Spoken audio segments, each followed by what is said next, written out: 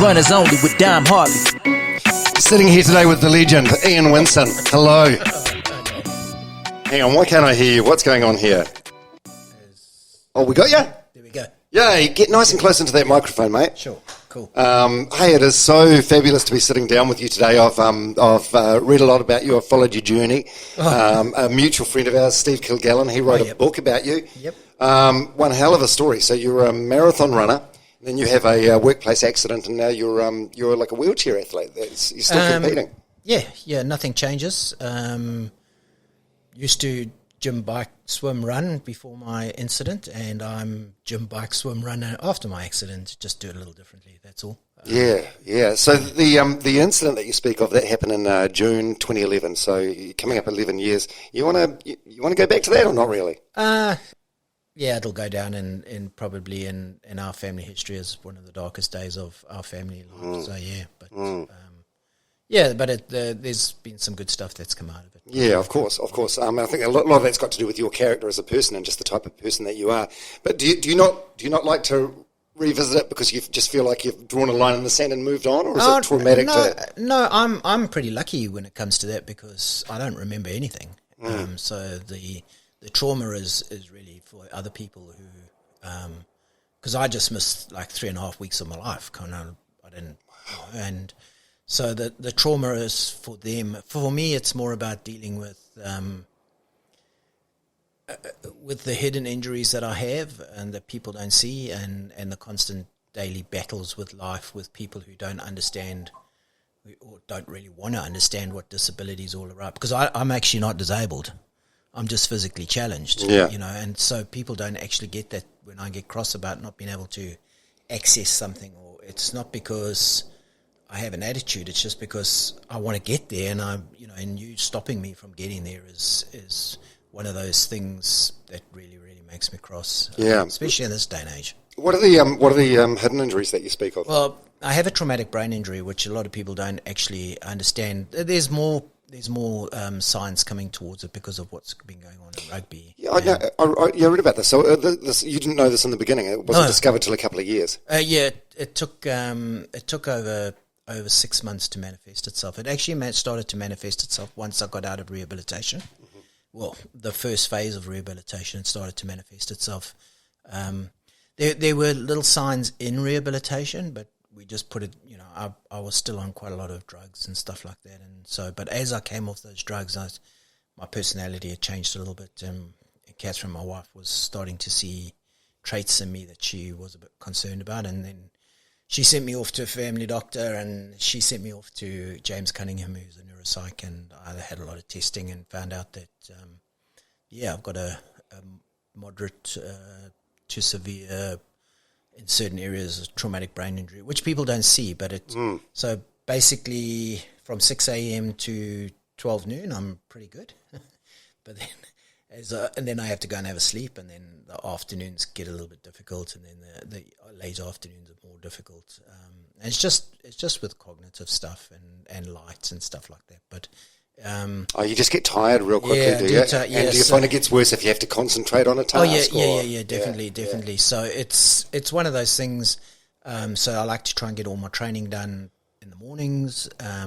Although of late I've been doing some afternoon training at that difficult time where I struggle cognitively, and once I get on the bike on the trainer, I don't have to think too much, and so it's actually the afternoon sessions have been pretty good actually. Yeah.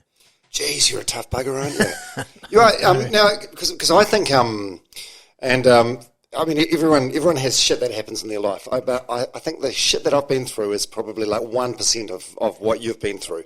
But I feel like my relationship with running has helped me deal with that shit, because you sort of think whenever the shit hits the fan, you think, okay, well, I did this marathon and I trained and I've done this, and it sort of gives you strength and resilience. Is that your sort of experience? Like when you were lying in hospital, were you like... when I started lying in hospital, I started doing sit-ups. That was the only thing I could do, because both arms were broken and had to be like really badly damaged, and I had bandages all on me. The only thing that could work was the stomach muscles, so sit-ups was all I could do because I had a neck. How could you do that without the stability of your lower legs? Well, the thing is, you learn from Pilates and from yoga and all that you can engage the muscles without having to do a full sit-up. But I mean, that's all I could do basically. But running it's a double-edged sword for me now. It's so I do struggle when I see people running. Do you get sort of FOMO or jealousy? Yeah, well, not jealous, but I just running used to be my mindfulness basically. So if I was stressed at work or anything like that, I used to put my shoes on and just go run. And after a while, your troubles just sort of like dissipate. They don't. You can sort of work them out. And I'm lucky I live in an area where I used to be able to just run up into the Watercare. And although I'm not a big track runner, I used to get up into the shallow hills here, and you after 3 hours you come back, you're pretty exhausted. Your troubles have gone away to sort of exist. But yeah, it's running definitely. I mean, it's been a part of my life since I was like 5 years old. I've always run. I didn't run between. I stopped running after my first spinal injury back in South Africa in 1993. I stopped running completely. The surgeons told me that it wouldn't be a good idea if I carried on running. What caused the spinal injury? Oh, at school, a guy pulled a chair out from underneath me. That was, that funny. School kid prank. Yeah, exactly, yeah. And it just all went wrong. And, the angles, it had to hit in perfect angle. Most people just get up from that and brush it off, and it never ever. But, yeah, so I had a Jeez, you've been in the wars, mate. Yeah, so it's one of those things, but when I came to New Zealand and my back had been pretty stable for a long time, I happened to get back into running, and then I got into triathlon and all that kind of stuff. But running has always been there as just a mood equalizer, and also it's a great way to stay fit and keep the weight off. And so once you can run for 2 hours without even thinking about it, getting to that 2 hour mark is awesome. But once you get over that and and then you start going to the 3 hour mark and just having a casual run for 3 hours is just awesome. Yeah. People don't realize how good it can be. But I think you've got to have that mental strength to actually train to get to that 2 hour mark, and you've got to be pretty determined. And also you got to actually want to do it. You got to love it. Yeah. You don't do it if you don't love it, and that's what I always think about anything that you do in life. If you don't love doing what you're doing, then don't do it. But watching people run on a crisp early winter's morning is a very mind blowing experience for me, because I miss it. I do miss it without a doubt. But because although I do hand cycling and I swim and I go to the gym and everything like that, it's a completely different feeling and workout that you get when you run. Running with your legs is completely different to hand cycling with your arms. But I am pretty blessed, because I've done all the stuff that people dream about. Dream about running a marathon. I've done a 100K walk. I've done a 100K half walk, half run. I've done all that kind of stuff. You're talking pre-accident. Yeah. I've done all that. So I don't sit there as some people would, if they weren't an athlete beforehand, thinking, "Oh, I should have run a marathon, or I should have done this, or I should have done that." I'm lucky enough I did do those things. It's a good attitude, but I see what you're saying. Yeah. You can't do those. When you were lying in that hospital bed and you became fully aware of the extent of things, like were you depressed for a time? No, never. I've only cried once, and it was uncontrollable for about 45 minutes, and that was about must have been about 5 weeks after the incident. Just one evening, I just started crying, and I just couldn't stop crying, and then after about 40 minutes, I stopped crying, and that was that, and that's the last time I have felt any kind of mourning or grief. Yeah. I mean, don't get me wrong. I miss not having legs. Without a doubt. I mean, the weird thing is that they're still with me because of the the phantom legs are there, the feet are there, everything's there. I can bend them, I can move them around, and that's the trouble I have at the moment, is that I can't get rid of them. They are. How do you mean? Can you explain that a bit more? It's hard for. So the thing is, because the legs are there from a phantom point of view, right? It's very difficult for me to cross over into the I have no legs kind of like story, and so I sit on the fence like I still feel like I'm fully able, but the legs are not there if I go to stand up. So it's a very, very difficult one to explain to people that, and that's why I say I don't actually feel disabled, and I don't want to actually or try let my disability stop me from doing anything. Oh, and you don't. I've watched your journey from afar. You definitely don't. You're living a very, very rich and fulfilling life. Yeah, 10 years of trying to walk on prosthetics is still the goal to run on blades. It's still one of my goals that I'm actually working towards. It's just that because of the way that my spinal fusion was done in 1993, we've had some technical issues with the prosthetics, but we're getting over those. And yeah, that's it.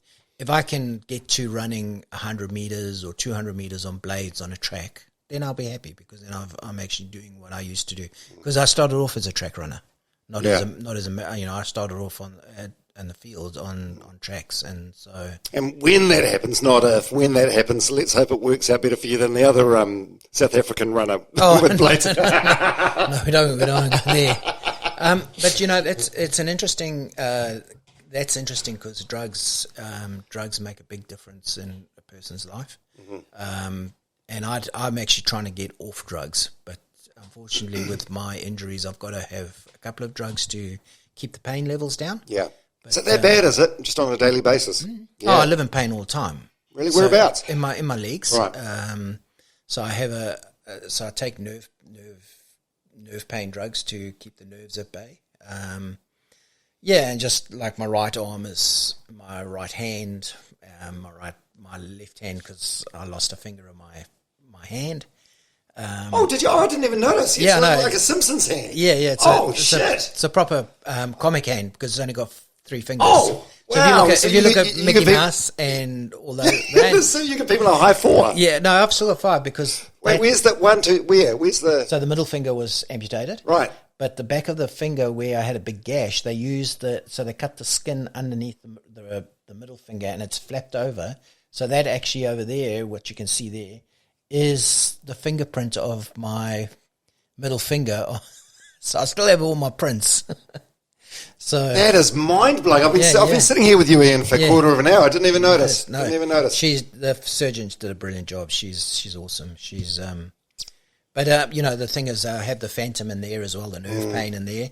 So riding the bike, I've actually had to, over the 3 years that I've been seriously riding, I've had to actually, the first couple of sessions of like 1 hour, I couldn't actually hold the cranks anymore, the hand pedals, because of cramping. But as time goes by and you get, it's just like running. The worst is the I don't know if you can see the baby finger here, because of the break in the hand and with the ulnar nerve coming down. This has like a bit of a hook, and it actually causes me a bit of problems. But I've actually just found I've actually riding the bike not with cycling gloves anymore. I'm actually using weight lifting gloves, and they have a little bit more padding in them, and they're a little bit stiffer, and it's actually much better. So no, I didn't. Yeah, so it's just a case of training the arm to do what I wanted to do, basically. So yeah, it's just so the nerve pain is it drives me insane sometimes. Sometimes it takes me to a place where I have to actually take a little bit of harder drugs to actually get it under control. And that to me says it must be really bad, because you're a tough cookie. Yeah. No, it is bad, but I don't try and let it control me. Yeah, I try and control it, but sometimes it gets the better of me. But so that's the only drug. But I will tell you that back in it must have been 4 years ago, maybe 5 years ago, 4 years ago. I can't remember the exact date. They changed my drugs to two different types of drugs because we were worried about what the one drug was doing over long term, and I went to a really dark place, not because I wanted to go there, but the drugs actually took me to a dark place, and it was just fortunate that I actually had a meeting with my neuropsych, and he took one look at me, and luckily we got off those drugs because I was not in good shape. I was actually the drugs had got to the stage where I just thought that life wasn't actually worth living. Really? Oh yeah, no, it was bad. It was bad for about 5-6 weeks. I didn't know what was going on. I couldn't understand why I changed. But then we realized it was the drugs. My body didn't like those drugs, and my mind didn't like those drugs. So, wow. Yeah. So there are a couple of drugs that I just, going back to, I don't know much about the Pretorius thing, but I know that there was a few drugs involved there. And who knows cognitively what those drugs were doing. I don't know. Yeah, absolutely. But your legs, they're very high up, aren't they? Yeah. Where they were amputated. Yeah, Does that make it hard with prosthetics? No, I'm actually lucky because my legs are quite long for prosthetics. So the amputations, I think, are about 100 mils above the knee. Right. But the way they were traumatically amputated was at an angle. So the one knee was completely shattered, and there was no ways they could actually repair it in any kind of way. And the other knee was good, but because of the amputation and the whole calf muscle had been taken off, so they couldn't save the knee. So then they actually decided, and I'm actually very grateful they decided to be a symmetrical. So both legs are exactly the same length. There's 10 mils between each length, which makes it really, really good for prosthetics because they're not making a different prosthetic for. So both when my prosthetic, the sockets they're called, that actually fit over your legs, they're pretty much similar whenever they make them, yes. Which is much easier if you're dealing with that kind of thing. Because I've seen people who have asymmetrical sockets, and I think it'd be a lot harder. But that's the good thing is over the years I've developed some skills in terms of being able to stand on the ends of my legs and walk on the ends of my legs. Oh, like on the stumps. Yeah. Oh, so if you go to the bathroom in the night. Yeah. I've desensitized the nerves at the ends of my legs. Wow, that's remarkable. Yeah, no, it's pretty cool for walking in prosthetics because you don't have that pain. Yeah. Because the pain in the original putting those things on and standing up on the ends and getting that, it used to become quite a numb feeling. You couldn't actually feel what was going on because it was so numb from pain. But it's there's a whole lot of different types of things now that they do to actually sort that kind of thing out. So in the 10 years that I've been attempting to walk on prosthetics, and I have walked on prosthetics successfully, the whole technology has just changed dramatically there. Yeah. So now my sockets actually only go up halfway, my legs. They don't go right up to the top. They don't actually come and support the hips. I've built enough strength there to be able to, and that's because I've been able to walk on the ends of my legs. I've built up all the strength and the tendons there and everything like that. But so that was a big, and that's just by learning from other people, like people from overseas. And I don't know if you know Cameron Leslie here in New Zealand. He's a triple gold medalist, Paralympic gold medalist in swimming. He's born congenital, but he walks on the ends of his legs. Right. And one of the things he said to me way back, he said, if you can learn to do that, that would be the best thing. Because a lot of hard work and a lot of trial and error, and this whole thing, it's not something that just transpires in one day and you fixed it. It's just evolving the whole time. Well, you're retraining, aren't you? Yeah, basically having to learn. Yeah. And I keep saying to a lot of people that my initial rehabilitation in the hospital, once I got home, the rehabilitation just hasn't stopped, and it's just going to carry on. So that's why I actually I constantly go to the gym and things like that, because there's that constant, everything for me is changing all the time. I strengthen one area and then another thing will happen. And so we've got a little issue going on at the moment, which is going to have to be fixed. I don't know how, but we're waiting to see the specialist and then discuss that. But it's just because I do lead an active life, I can't. Yeah, it's just going to evolve, and I'm just going to have to keep rehabilitating the whole time. And so that's where the gym comes in really, really handy. That's where the pool comes in handy. I feel like even if the accident didn't happen, this would be this would be how you are now, though. You'd constantly be learning and doing new things. I wrote a post to a friend in Australia that a lot of people look at people with disabilities doing sport. It's like super inspirational and everything like that. And the word inspirational doesn't sit really, really well with me. I'd prefer to be motivational. Mm-hmm.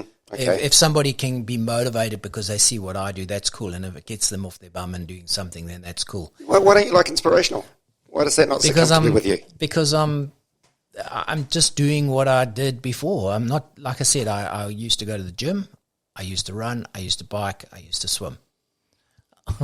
What I'm doing now is I go to the gym, exactly, and I'm not, I'm not climbing any mountains. I'm not jumping out of airplanes. I'm not trying to show that people with who have lost limbs and stuff like that can do, because I know if I want to go and jump out of a plane, I can go and jump out of a plane.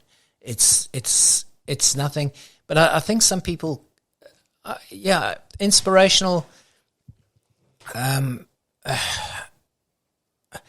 I don't know. I just don't see myself as I wouldn't like people to.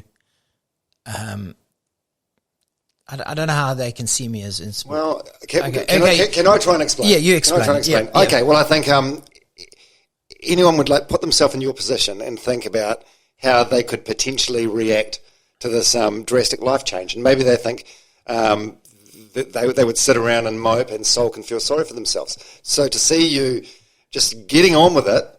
I suppose they see it as inspirational, and you don't know how you would react until you're in that position. Maybe they wouldn't sulk and mope and just watch TV all day, but maybe they would. Yeah, thinking about what you just said is so right the way through my early childhood and my teen years, I've had these little series of events that have probably actually made me a lot stronger. Mm-hmm. So one of the events is I think I was 6 years old. It's either 6 or 7. And we had Athletics Day, which was a big thing in our schools, in a Saturday afternoon. And Saturday morning, I went to a building site with my brothers, and I stood on I don't know if you know, bully beef can. What's bully beef can? Bully can meat. Oh, yeah, like corned beef or something. Yeah. So you know how on those canned meats you have the little key, and you turn it and you open it up. Yeah. And when you open it up, there's a real sharp edge on that can. I stood on that can and sliced my toe open, and had to go off to the hospital, and they put 7 stitches in my toe, my big toe. But that didn't stop me from running and competing in the Athletics Day. Afterwards the toe was a little bit of a mess, but I go back to that day, and I think, okay, so if I was at 7 or 6 or 7 when I was able to do that, then as time has gone on, these kind of things, it hasn't, like my back issue when I was a teenager. Most people would have probably stopped playing sport, but I carried on playing. And it's just because it's sport. I just love sport. It's just been such a part of my life. It's, hockey, cricket, anything, basically, anything to do with sport. Never really got into tennis. But, yeah, no, just soccer. I wasn't allowed to play rugby because I had an ear operation. I was only allowed to get in a swimming pool when I was 8 years old because I had an ear problem right from birth, and that was only fixed when I was 8. So I was only allowed to get into a swimming pool when I was 8. So those kind of things, it probably led to when this happened that, sure, you've got big hiccup and big changes in our life and big changes for Catherine and the boys, and we've had our whole house had to be redeveloped, and with ramps and all that kind of stuff, and right. And it's taken a long time for us to actually find kind of like some kind of like stability, because I've had 31 surgeries. Fuck. Really? Yeah. When was the most recent? So the least was 2019. I had my hand redone. Wow. This was all inflamed and all red, and we couldn't understand why. And then the surgeon went in, and he went all the way up and found some trapped nerves up here, and so that was the last one. So it's been 3 years now. Is that the end of it? No. No.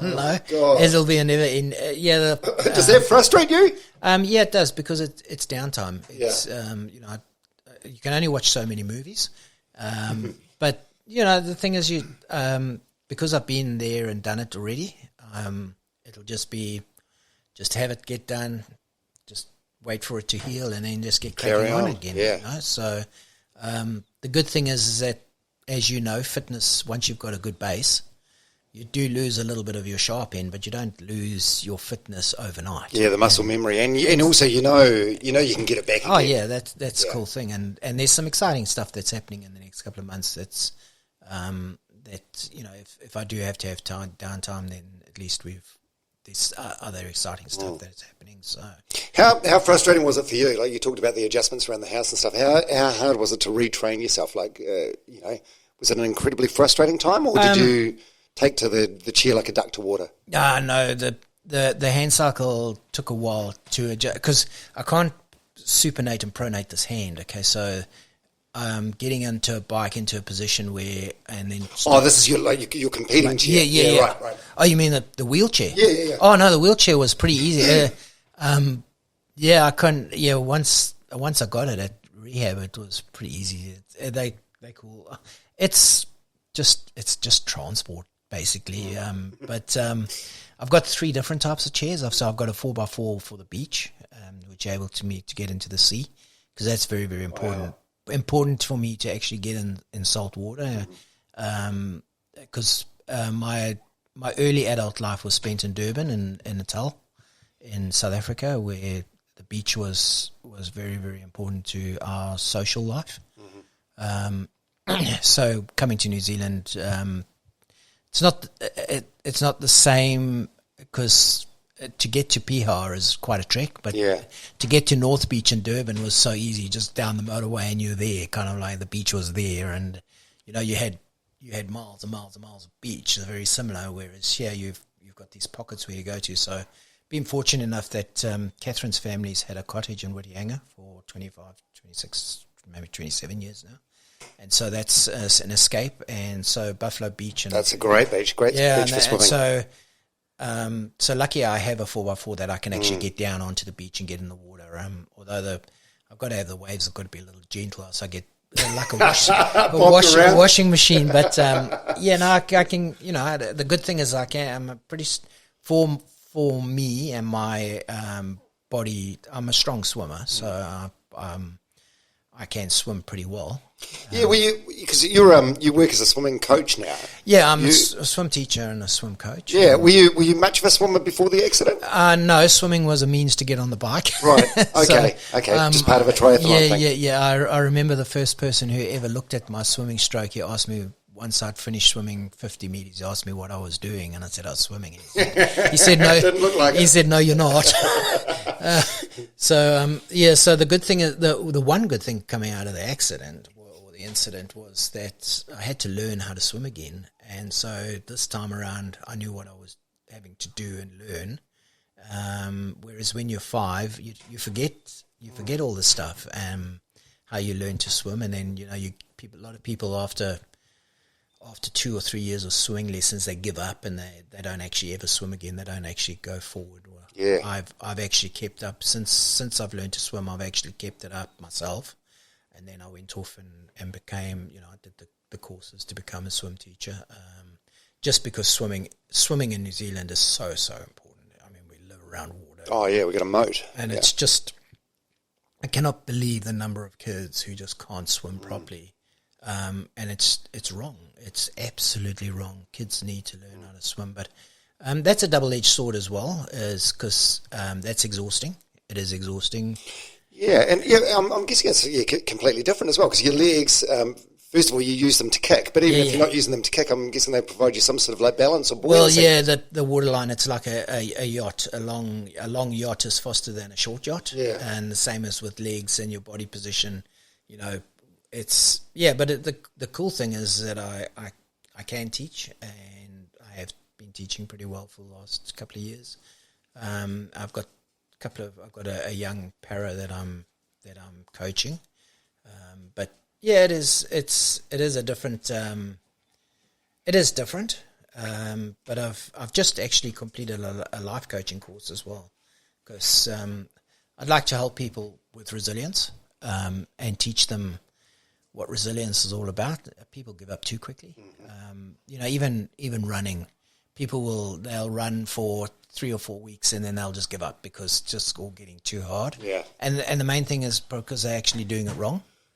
They're trying to get there too quickly. As you know, as a runner, you can't, to run a marathon. You could go out and run a marathon, but you'll probably kill yourself, or you'll definitely be very, very sore the next day. Yeah, 100%. Or you'll be at the doctor's because you've damaged yourself completely. And so you've got to teach your body to learn how to run a marathon. You can't actually just go. There are some people who just could do it, and because they're genetically built, but most people aren't genetically built to run. And so resilience, do you feel like that's something that can be taught to people, or has that got to? Yeah, you do. Yeah, I do. I think it's definitely. I think it's definitely a mindset, and you need to actually talk to somebody who's been there and be able to coach you through it, because not everybody is mentally tough. You know? I even think there's times when I'm not mentally tough. When?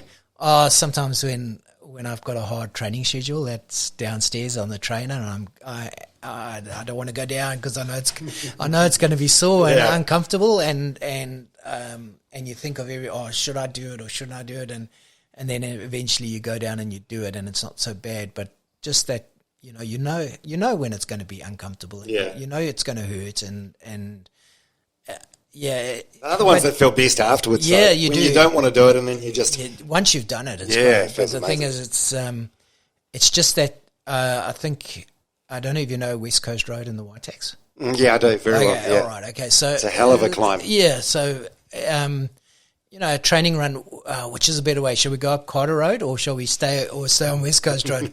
Which is one's going to hurt the least? Let's go up Carter Road, because you know that West Coast Road has got 3 little nasty, and then you've got the climb to the top of Scenic Drive. So you think, which is the worst? Which is the lesser of two evils? But and that's just a mental. It's not a physical thing, because your body will go wherever your mind takes it, but it's beating the mind. But I think when the unknown is easier, when than the known. So it's like riding the Auckland Marathon. Okay, so the last 3 times that I've done it, the first year was just to see how my arm would cope, and we got to about 37 k's, and this arm started to cramp, and I thought, okay, so I had to back it off completely because I didn't want to have to stop, and then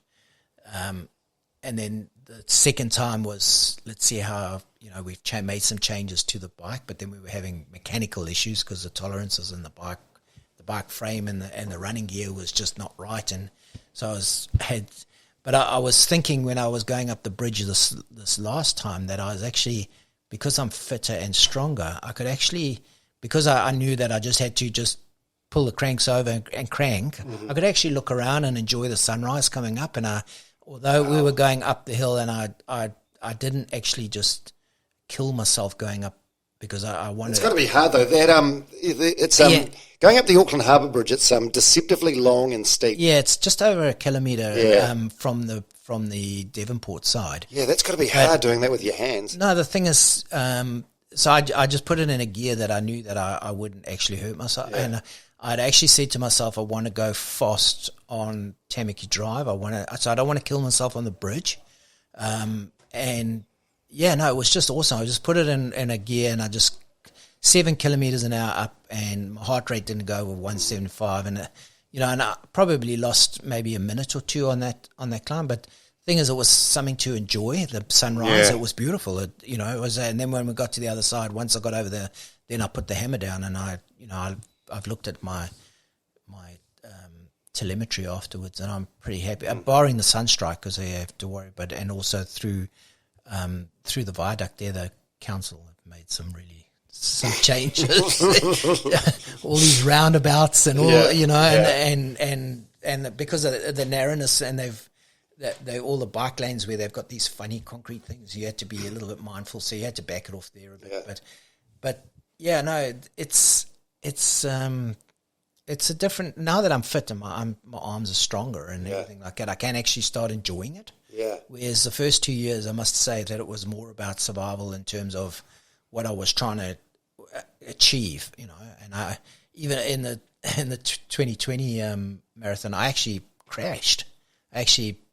Going through Mission Bay, I got a little bit of a wheel wobble, and I overcorrected this arm wasn't strong enough to hold the bike in the stride, so I overcorrected, and next minute I was on the pavement and the bike was upside down, and everybody. What sort of speed were you going at the time? About 24, 25 Ks. Right. And wow. So everybody's coming running over and they want to check me, and I'm saying, I'm not interested in me. Just get the bike right. Is the bike okay? So, you know, get back in the bike and go again. And that was crazy.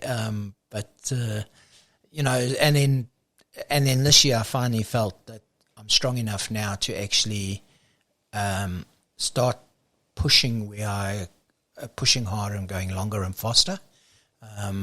But yeah, but now it's all about technology. Now it's the bike that I'm on is not the best, and it's not even far from the middle. So it's, how so? Just in terms of the weight of it, or? Yeah, it's the cheapest bike you can buy, and it's just, as you know, when you buy. As somebody actually put an analogy. Oh, so you're riding like without being nasty. Oh, like a warehouse bike, you know. I said, yeah. As opposed to going to the bike shop and buying, buying a carbon car. Yeah, well, not even that, but just buying a bike that's actually fit for that kind of thing.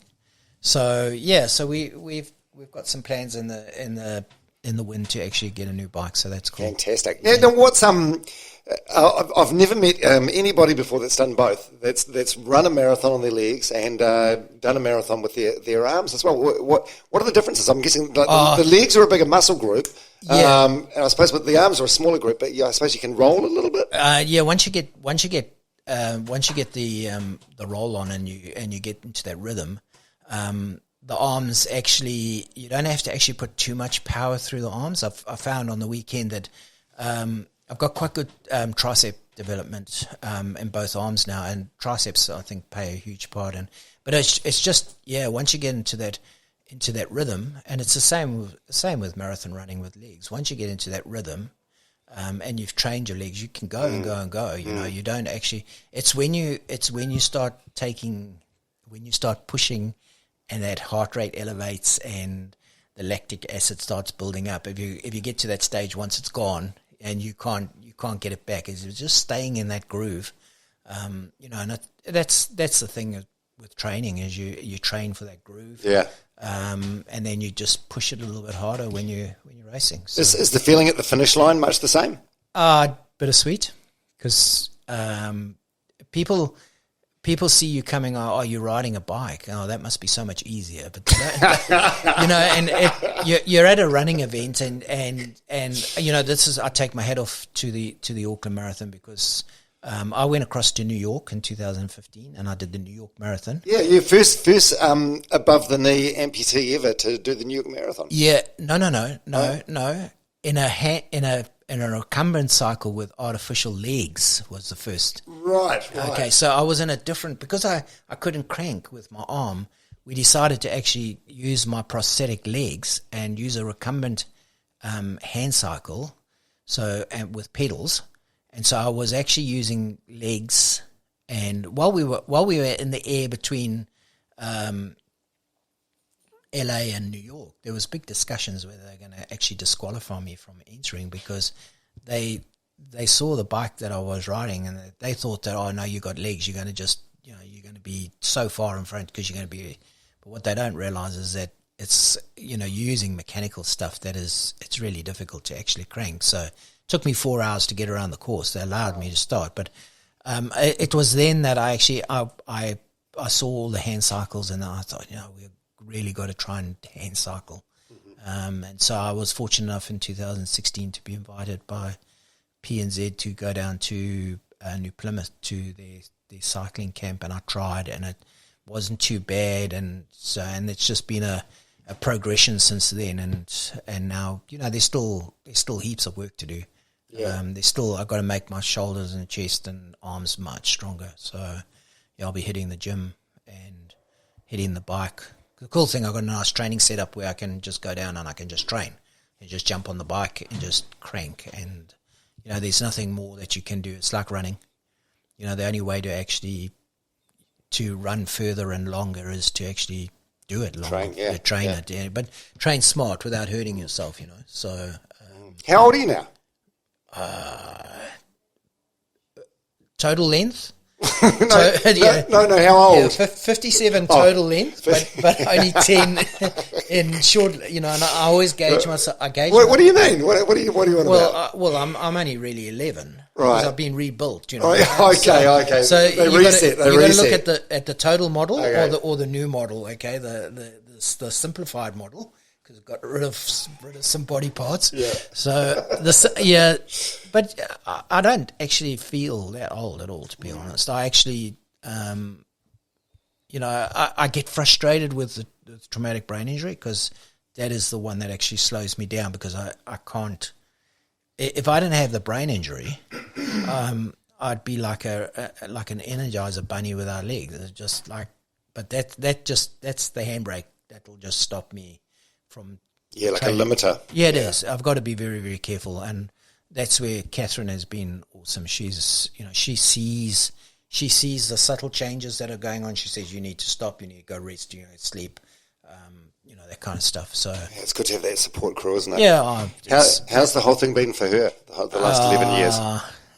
Bittersweet as well. Yeah. Very hard. She's had to take on roles that I used to do in the house, and that's hard for me. What sort of roles?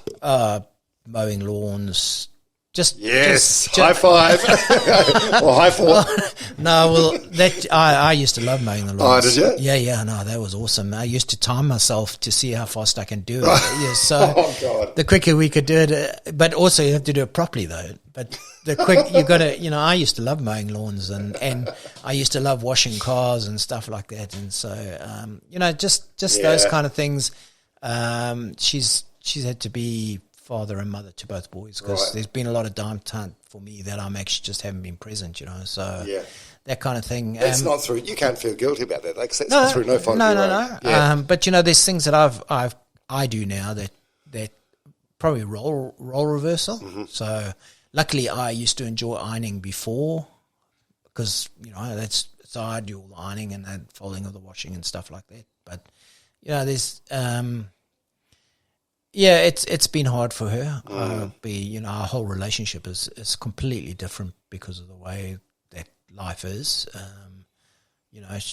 I used to be 24/7. I used to be only needed a few hours sleep. I used to be always, I could do everything. I didn't need a diary. I always remembered everything in my brain, and now I'm not that same person anymore, and I'm sure she struggles with that to a certain extent. I know she does. I feel like it probably frustrates you more than her. You're still the same, are you? No. Things are different. I'm different. I see things a little differently as well, and I get frustrated pretty. What do you see differently? I have to protect myself, and so I don't actually engage a lot.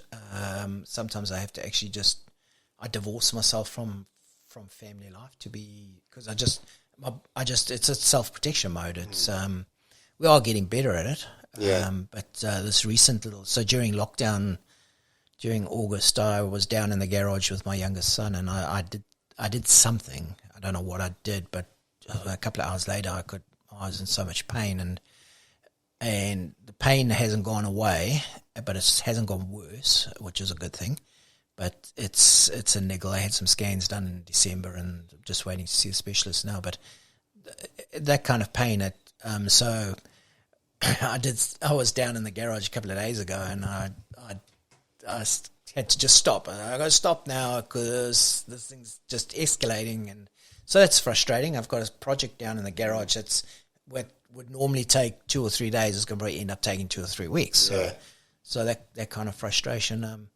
And then there's just it's just subtle changes. People don't realise that, living in Auckland is not easy for a person with disability. We went to a place yesterday, and I'm not going to name where we went, but went to a place yesterday, and I rolled down the window and I said to the guy, Jess, you don't want people here at your business who've got any kind of wheelchair disability, do you? Because there was just steps everywhere. Right. And he goes, we've only just moved in here and, we still... And I'm going, well, if you've only just moved in on this deck that looks brand new, why didn't somebody put a ramp in?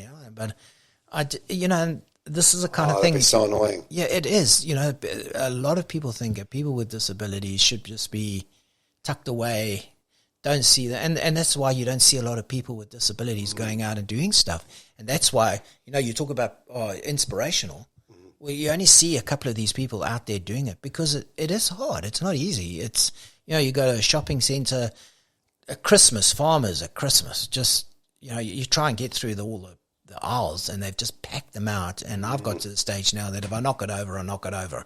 I'm not going to apologise because they don't actually see that people in wheelchairs actually have a right to come into the shop as well, and it's I'm lucky. I don't know if you see the tiny little wheelchair that I've got, power chair that I've got. I take it to my shopping centres now. I don't take my bigger one into the shopping centres because I just can't get through the different the mess. The mess. You're sitting in this power chair that you're talking about now, and you're such a big dude with your upper body. I can't even see the chair. It's very compact. Yeah, it is. It is a very cool little compact chair. But I've got another one that I should, my day chair that I should go, but because shops just clamber everything, they don't actually, and you go in there and if you knock something over, I feel guilty that I've knocked it over, but I've got to the stage now where whatever. I don't want to actually feel guilty because I do have I wouldn't say a right, but everybody else has a right to go into a shop and buy stuff. So why can't I go into a shop just because I'm not walking? But and it's the same with mothers that have strollers with their kids, pushchairs and stuff like that. They battle as well, So, but the thing is, that's a short period of person's life where the stroller or the pushchair goes out because the child grows. Well, for me now until my dying day, I'm going to have to have some form of mode of transport. Because what people don't realise is with people with prosthetics, there's a limit of how far you can walk in them because it's exhausting. You don't think people who've got prosthetics are just walking around. I mean, double amputee are just walking around. There are one or two, but you can't walk like 500-600 meters. You'll be dead. Yeah. Okay, because you're using so much energy, and not so much from a walking point of view. But if you just think of Key Street now, they've got all these different surfaces and everything like that. Walking with prosthetics, you have to actually mentally be engaged in where you're walking because you've got to you can't just stroll along and let your natural feet you've got to actually be engaged. Okay, there is a different surface there. You've got to feel for it. And so it's not something I would have ever thought of. Mentally, it's draining. Wait, how do you mean? So if it's like tiles, you might slide on them? Yeah. So, the thing is you've got to be mindful of where your foot is going to go and what kind of surface. So when you're walking on prosthetics, you can feel the difference between grass and carpet and floor and concrete. You can feel all those differences. And all of them come with different slip, and the way the microprocessors work on the electronic knees, is they take a lot of that thinking out, but you've still got to be looking ahead, and because you've got something false underneath you've still got to be feeling for it, and so it's a mental game as well as a physical game. So single amputees can get away with it because they've got one good leg that they can actually rely on. But when it comes to double amputees above the knee, it's a completely different. And there's a couple of guys in the States who they've run half marathons and double amputee above run half marathon on prosthetics, but they've taught their bodies to run, but they're a millisecond away of falling every single time because they've got to actually make sure that blade comes right back in the right place and everything like that. It's exhausting. So if you think somebody walking a kilometer just naturally, and then somebody walking a kilometre with prosthetics. A guy who's prosthetics, you're probably looking 300-400% more effort just to do a kilometre. So prosthetics for me, the way that I've got my prosthetics now is to be able to get out the car, go into a shop, maybe buy a coffee, and then come back and get back in the car. It's not to get in, put my prosthetics on and stroll around the mall for 2 hours. Do you know what I mean? Oh, you don't strike me as a mall rat anyway, to be honest. No, but it'd be nice to have that option. Yeah, exactly. Yeah. You know, you have that option of doing something, because everything has to be planned in our lives. I just like to be able to do something off the cuff, or just without even have to thinking about it. And if you get there and there's a couple of stairs, you don't want to go, oh, now how do we do this? You know. Yeah. So we went to a vet not so long ago because our dog Baxter, and I would have thought, most vets, they won't have stairs. Most get to this place and there's like 6 stairs up into, and so luckily this chair that I'm sitting on breaks down into 4 pieces. So what we did is we opened the boot, and Catherine took the chair out and she broke it down, and I climbed up the stairs on my backside, and then she brought the chair up and that kind of thing. People just, and I'm thinking, man, it's a public place. It's open to everybody, and this is the whole thing that we face all the time. Is there's a well-known steakhouse in Auckland that people in wheelchairs had to go through the kitchen to get into because everybody else can go up the steps, and people wheelchairs going through the kitchen. And I've been through they always say, oh, we've got access, and you go, well, got to go through the back door. I've actually just done a course where everybody else was able to sit on the deck and have lunch on the deck, but I wasn't able because there was a step. Luckily 3 days in, they made a ramp that I could get down onto the deck. But in this day and age, hotels and stuff like that shouldn't actually be. Yeah, it should be mandatory. It should be. Exactly. I must admit, I feel terrible about this. I've never really noticed, and I suppose you were the same before the accident. Yeah, probably. I'm going to be more mindful of that now. Yeah, but it's a lot of people who've come into who live in my life now, they're quite mindful of it. I know that my neuropsych, he's always looking at it now from a different angle. Yeah. So. Are you how do I put this? I spoke to a guy on my podcast a couple of weeks ago called Brad Smaler, who's an amazing New Zealander. He was a wakeboarder, one of the best wakeboarders in the world, and he's a tetraplegic now. Yep. But he got his injury doing a stunt and landing on his neck and on his back on the ramp the wrong way. So it was his own doing. Yeah. Yours, on the other hand, was not your own doing. No. Do you have a grudge on anyone? No. You're mad at anyone? No. You're not bitter? No. Because what's the point? Yeah. Then you're going to get angry and you get depressed, and you're going to be an ugly person, and nobody's. It'd be so easy to like when you have to go around the back of a restaurant and you're going through the kitchen. It'd be easy to point the finger at someone. Yeah, the thing is when you look at the incident involved, there's a lot of stuff that went on. That's just unfortunate. That it's if you're going to be bitter and twisted about it, then you're going to be bitter and twisted. And who's going to want to be around it? But nobody likes bitter and twisted people. No, that's true. And the thing is, you've only got one life, and you've just got to enjoy. You've been thrown this curveball, or you've been thrown into a bunch of eggs, and you've got to actually decide what kind of egg you're going to be. You're going to be a good egg or a bad egg, and at the end of the day, good eggs are better than bad eggs. Put it that way. Yeah. People will want to help a person who's got a better attitude. Nobody likes, of course, I mean, you've all been in the workplace when the person who's got the bad attitude, nobody wants to deal with them. Nobody wants to be their mate. Just drags everyone down. Exactly. So, and we haven't got time to be, time's going, and with this virus that's going on, it's really knocking all the events that you want to do. I'm just got an email this morning that another event's been cancelled, and I'm because I haven't, like you asked me how old I was, and I've got things that I want to achieve. Yeah. And I feel that by all these things being cancelled is what I want to achieve. I'm not going to get there because we've missed out 2 years of racing to a certain extent. The only good thing is that we can get more training in.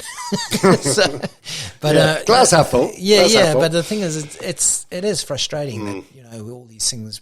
But we were lucky to get the Auckland Marathon undone. Yeah. Have you always been a good egg, or do you think you've become a better egg since? There's times when I've been a grumpy egg, but those times. Those times there's reasons to be grumpy eggs, but I'll be honest. The last year that I was living in South Africa, I was a grumpy egg. I wasn't happy about being there. Getting here was awesome. But I remember a frustrated egg more than a grumpy egg. Yeah. Like my mum, I'd like to go and visit my mum, and she lives in Australia, and we can't do that at the moment. And she's not getting any younger because I'm not getting any younger, so I know she's not getting any younger. So I would. You're only 11. Yeah. But no, I like to think that I'm a good egg. Yeah. So. Well, I think you are. This is probably a good place to end it. Yeah. And Winson, motivational and. Don't shoot me. Inspirational. Yeah, okay, cool. Inspirational. Yeah. I feel like you should own that and wear it. That's not something you should be embarrassed about. I think it's a compliment. Yeah, it's hard. It's hard to do that, but I'd really like to be known as somebody who motivates people and gets stuff done. Yeah, you really are. And I suppose if you're going with that good egg versus bad egg thing, I mean, this accident's given you the opportunity to do that. Oh yeah. No, I think before I used to help people before the incident. With running and stuff like that. And motivating people to get off their mums and do stuff. So not doing anything different. That's why I probably find the inspirational stuff a little bit. I like to motivate people, yeah. Yeah, cool. Well, I feel like you're doing both those things, even though the tags don't necessarily sit comfortably with you. Tom, hey, thanks so much for your time, mate. No, pleasure. Absolute legend. Pleasure.